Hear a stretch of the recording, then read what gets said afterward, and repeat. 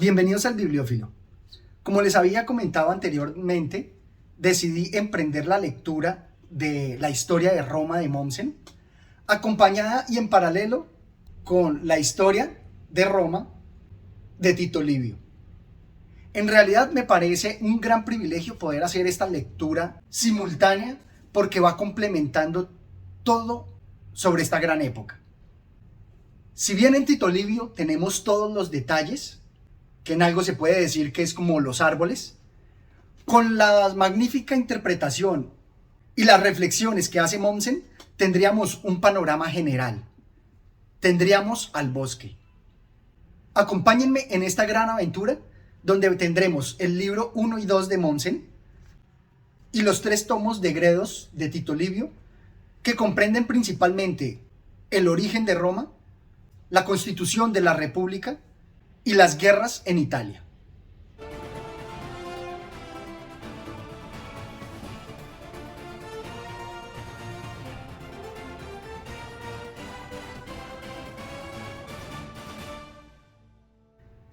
En cuanto a la fundación de Roma, vamos a encontrar que Tito Livio plantea incluso algunas dudas con respecto a la veracidad de muchos hechos, precisamente porque destaca que la verdad se esconde detrás de los siglos, en donde incluso hasta los historiadores mismos han desaparecido. Si así fue para él, ¿cómo será para nosotros? Sin embargo, aquí está la gran paradoja. A pesar de él estar más cerca en el tiempo de los hechos, nosotros, por los avances tecnológicos, por los avances de la investigación historiográfica, tenemos mayor conocimiento de muchos detalles de los que él tuvo. Y por eso me gusta mucho la obra de Mommsen, porque él va a interpretar todos los mitos y leyendas alrededor de la constitución de Roma para desentrañar sus misterios. Me parece esto una gran paradoja, porque vamos a tener mayor conocimiento, incluso con la filología, de lo que tuvieron los antiguos más cercanos en el tiempo de los hechos. Así como lo destacaba en el poema del Gilgamesh, creo que la historia de Tito Livio también aprovecha para moralizar a sus ciudadanos, para enseñarles sobre los valores que se quieren conservar en la sociedad romana. Dentro de las muchas historias que utiliza para enseñar a sus ciudadanos, me gusta en particular esta. Puesto que tú, Tito Manlio, sin respetar la autoridad consular ni la majestad paterna, contraviniendo nuestra orden expresa, luchaste fuera de las filas contra un enemigo y quebrantaste, en cuanto de ti dependió, la disciplina militar, sostén hasta la fecha del Estado romano, y me has puesto en el brete de tener que olvidarme del Estado o de mí y de los míos, ¿sufriremos nosotros el castigo de nuestro delito en vez de que tenga que sufrir tan graves daños el Estado para pagar nuestras culpas? Seremos un ejemplo triste, pero saludable para la juventud en el futuro.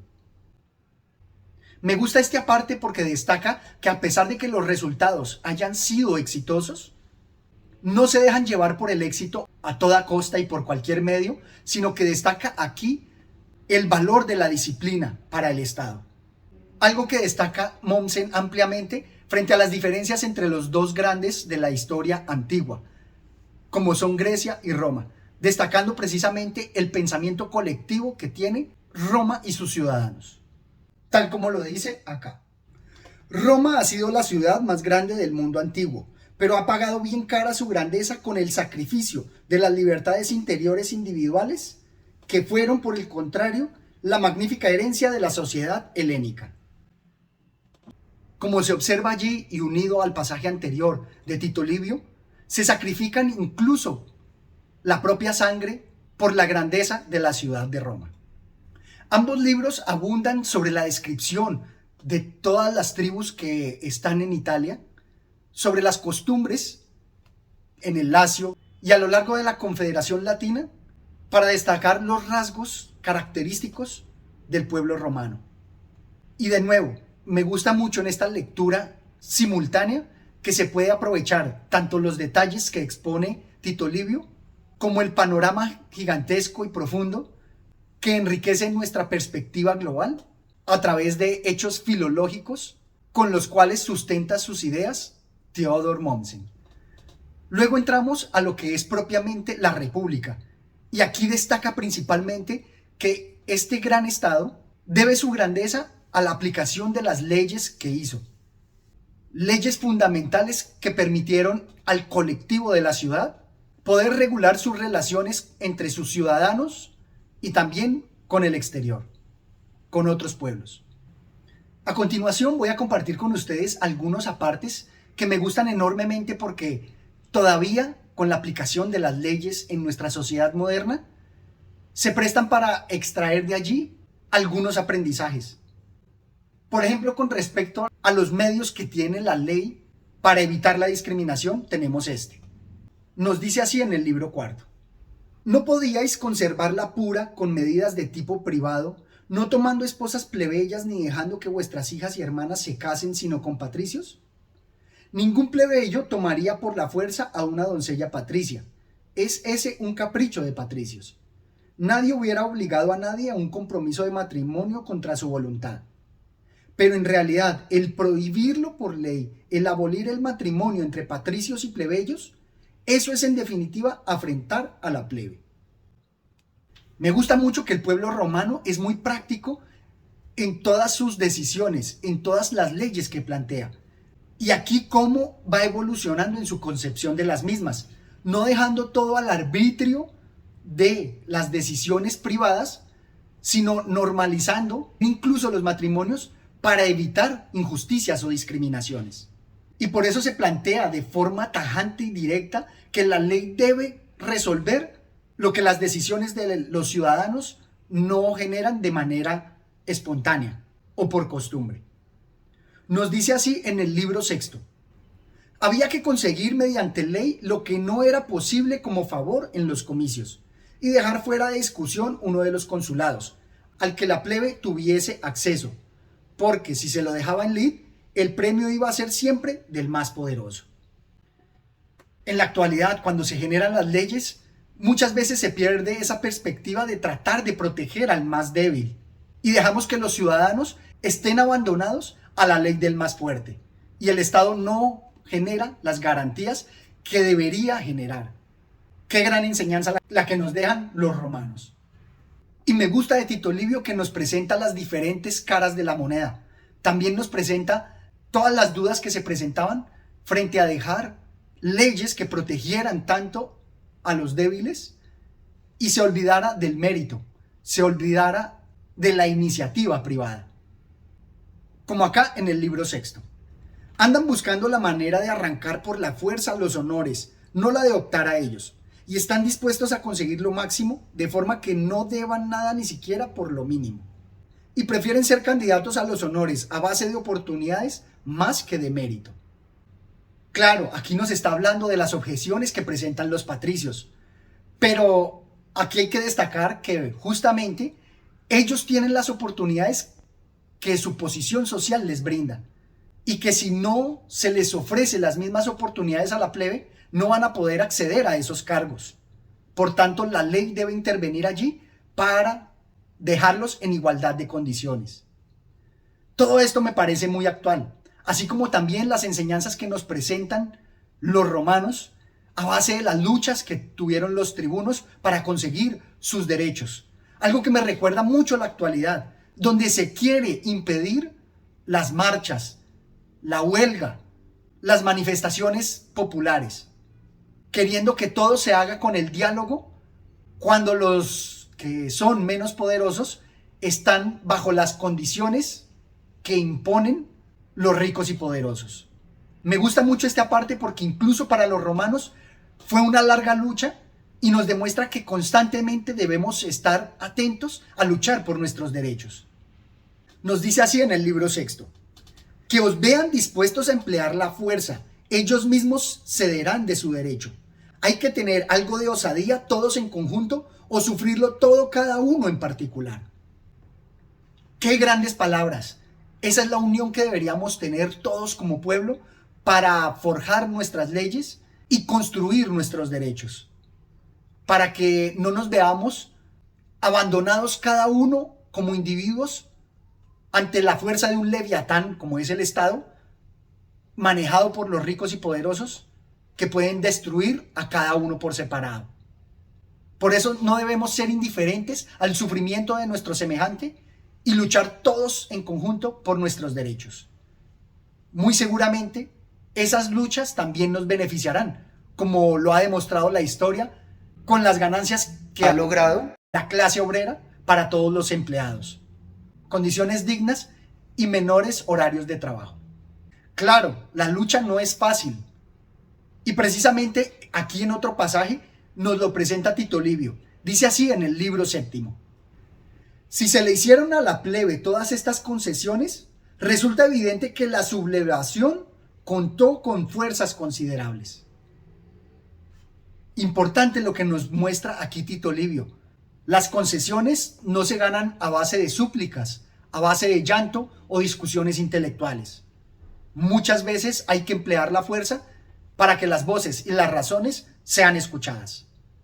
También me parece importante destacar aquí rasgos fundamentales que nos presenta Mommsen de los romanos, como son su visión particular sobre la vida colectiva, sobre la vida pública y el poder del Estado.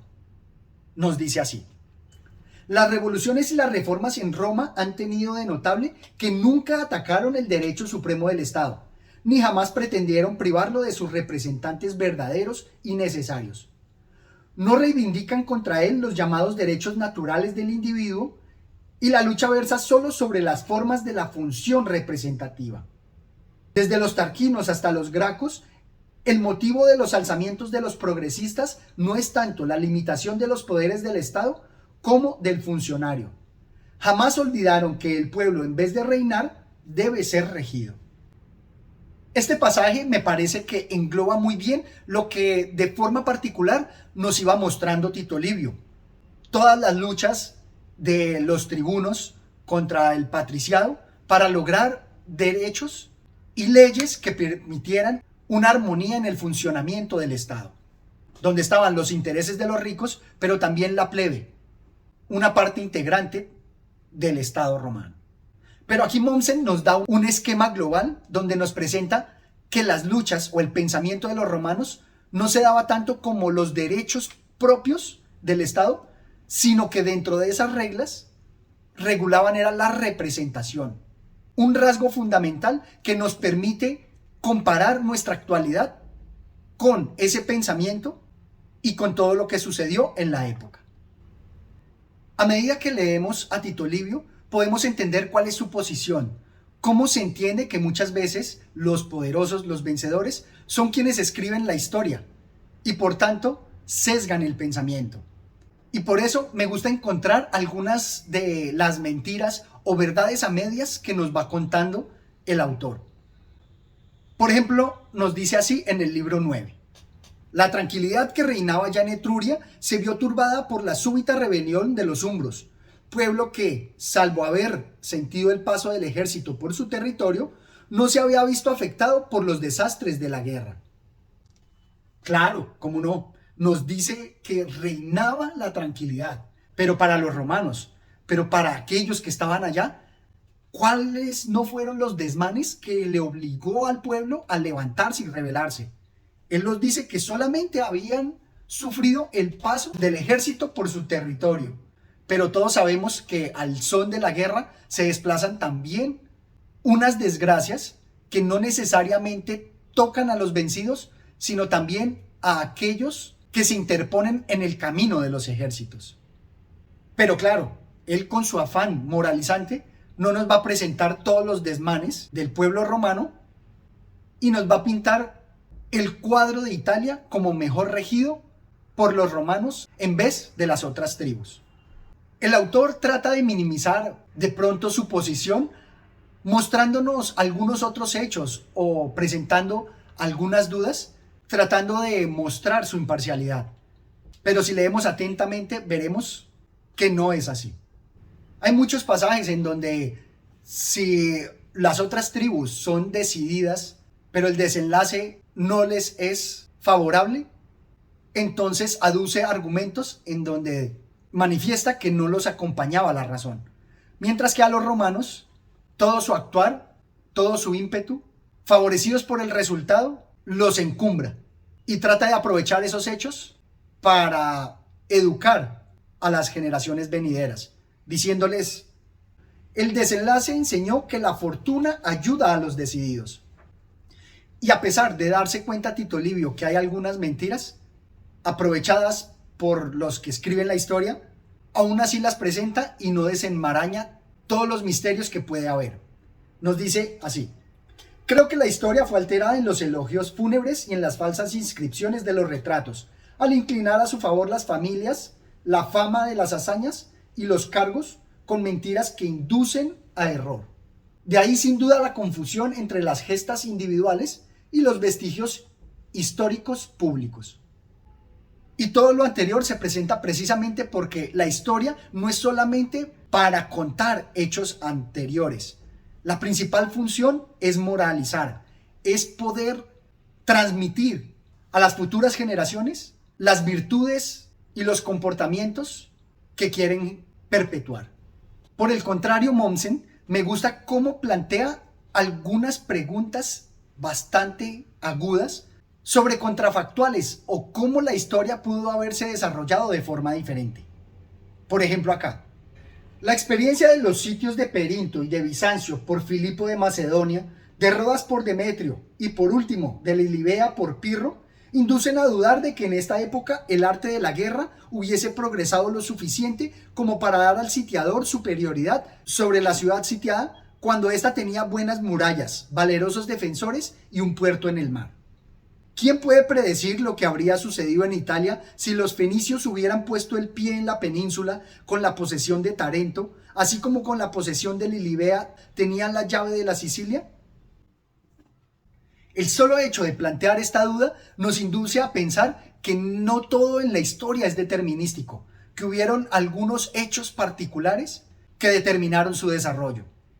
De nuevo aquí se complementan fabulosamente estas dos obras. Mommsen planteándonos estas dudas en el esquema general para entender la historia, y Tito Livio con los detalles que nos permiten conocer los hechos históricos que forjaron esa historia. Esto es cuanto tenía por compartir con ustedes de esta lectura simultánea de estas obras, y espero que me sigan para los siguientes tomos de la historia de Roma de Mommsen y de Tito Livio que compartiré con ustedes más adelante. Espero que se suscriban al canal, me dejen sus comentarios y hasta una próxima oportunidad. Gracias.